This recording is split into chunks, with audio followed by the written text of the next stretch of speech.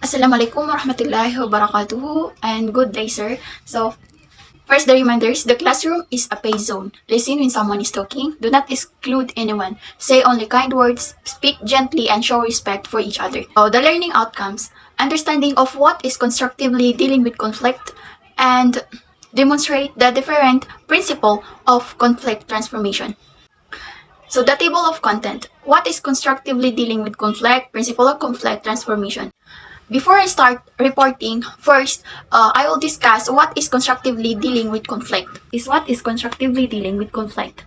So, the major aims of dealing constructively with conflict are to find sustainable outcomes, to avoid the manifestation of a conflict, and to prevent the escalation of conflict. Constructively dealing with conflict also relates to the activities in an ongoing conflict situation.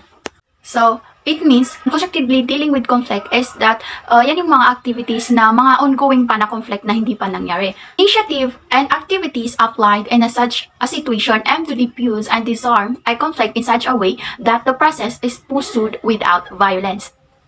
So, constructively dealing with conflict ay yan yung how you can handle or how can you manage the conflict. So this might extend to the area of the consequences of the conflict, which are made major just for the people involved. This correspond with the two main questions that conflict transformation addresses. So what do we need to stop? What do we hope to build? Also, the potential for constructively dealing with conflict depends on the following four issues. The first one, the type of conflict, and the second one, the present stage of the conflict development or escalation. The third one, the length at which the conflict takes place. And the last thing is where the conflict is nearly latent or whether violence has already broken out. Dumako na tayo sa principle of conflict transformation. Ang una ay change perception about conflict. So, conflict should be regarded as an integral part of society, ongoing evolution and development. And as an isolated event that can be resolved or managed. Change perception about conflict is that dapat daw is baguhin natin yung pananaw natin or yung pagtingin natin sa conflict. Dapat daw regard natin siya as part of society or part na ng development ng tao.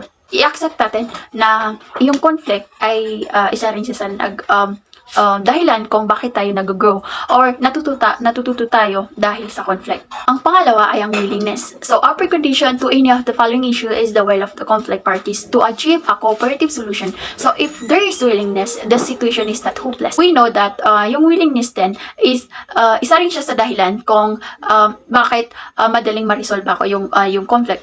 Because if may nakaaway ka tapos yung isa, nag-away yung dalawang tao, yung isa is that madali siyang maka-forgive or willing siya na makinig sa yung nakaaway niya is madaling masusolusyonan yung problema. Dito na tayo sa renouncing violence. So, a mandatory requirements and the most important rule from the very beginning for de-escalation and finding a constructive solution to a conflict is that the trait or use of violence be absent. So, ang renouncing violence, so ang pinakapunto nito is that pinakamalaking solution sa pagkakaroon ng conflict is that dapat ang use of violence is that use of violence be absent. Kasi kung walang dahas na gagawin is that hindi yun lalala. Pang-apat ay rules of fair play. So, common rules for communication and behavior are basic requirements that need to be agreed for dealing constructively with the conflict. So, when the parties to the conflict behave fairly, confident in oneself and the process can grow. So, from the word fair play, so, like example nito is that kung yung sa pagbabasketball, so, dapat, or yung mga ibang sports, so, dapat dapat fair ka sa mga kasama mo, fair ka makipaglaro para hindi magkaroon ng conflict. The next one is readiness to discuss. So the readiness to have direct contact between the parties that provides space for discussion allow the opponents to recognize the other as a partner in conflict. When the parties to the conflict behave fairly, confidence in oneself and the process can grow. So readiness to discuss. So dapat kung may makaaway ka man or may kaaway ka is dapat ready ka na mag-usap kayong dalawa para malaman mo kung ano rin yung dahilan or malaman mo kung ano ang dahilan nung kaibigan mo kung bakit siya nagsimula ng gulo. So, the next one is accepting other views. One-sided accusation of guilt generally disrupt conflict enormously and are typically signs of conflict escalation.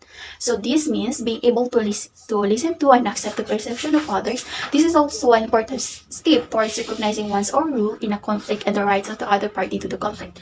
So, accepting other views. Example nito is that yung nag-activity tayo kay Sir Nico, which is may dalawang team. So, nagkaroon doon ng conflict, which is nagkuhan sila kung sino ba yung isang team is that sinasabi nila na sila yung panalo at yung iba naman isang group naman is sinasabi nila sila yung panalo. So dapat accepting other views. So kailangan makinig ka rin sa iba o sa nakaaway mo. Para dapat marunong kang makinig at tapos marunong ka din umaccept ng pagkatalo. Number 7 is introducing a third party with skill in dialogue.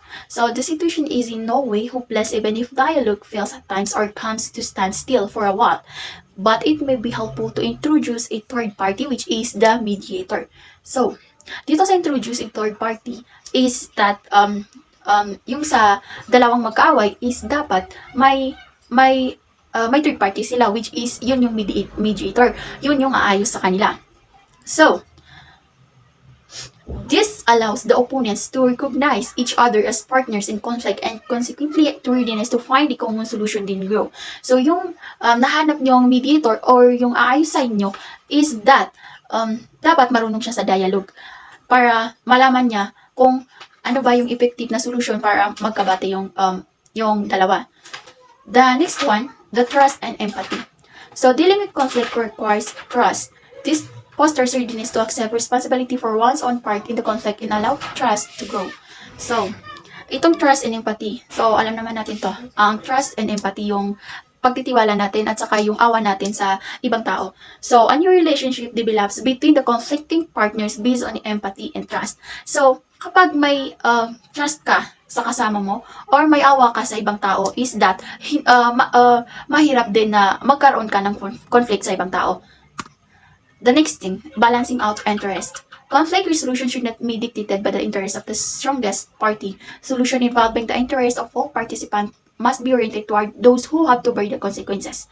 Solution must be formulated in such a way that they benefit all parties and do not form a basis for new conflict.